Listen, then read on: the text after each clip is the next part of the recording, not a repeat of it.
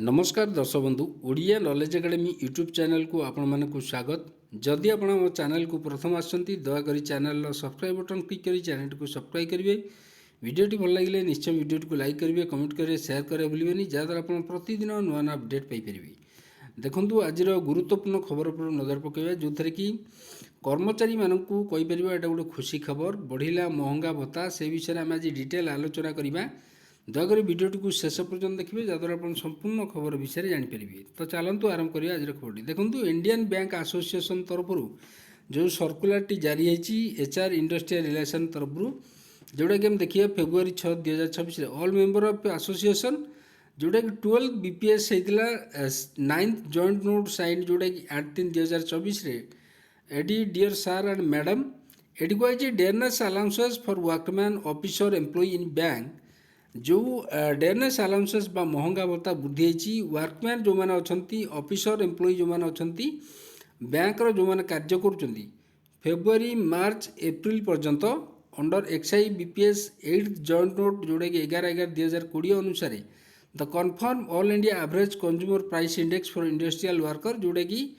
1960 समान 100 for quarter ended December 2025 जोटा कि देखिए the average CPI of the एभव जोटा 9731.50 and according to the number of DA slab आज पर 844 जोटा कि कैलकुलेट करके बाहर कराई। तो last average quarterly CPI was 827 hence there is increase जोटा कि 17 slab increase in DA for the month of February March April 2026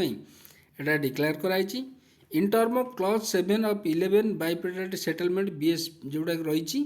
dated 11/11/2020 अनुसार clause 3 of the joint note 11/11/2020 the rate of dearness allowances payable to workman and officer employ जो मैंने अच्छा bank कार्य कर February 2026 मार्च 2026 पर्यंत साल भी जोटा कि देखो ये 59.08 आपन को प्रदान कर पे while arriving at dearness allowances payable decimal from third place may be please ignore बोली एठी कहुई। तो यहाँ गोटे आम कहीपर यहाँ गोटे गुरुत्वपूर्ण खबर थिला महंगा भत्ता वृद्धि की नहीं बा डीए वृद्धि नहीं जो कर्मचारी बैंक समस्त कर्मचारी कार्यरत कर्मचारी एवं बैंक समस्त वर्कमैन अच्छा जो ऑफिसर कर्मचारी अच्छा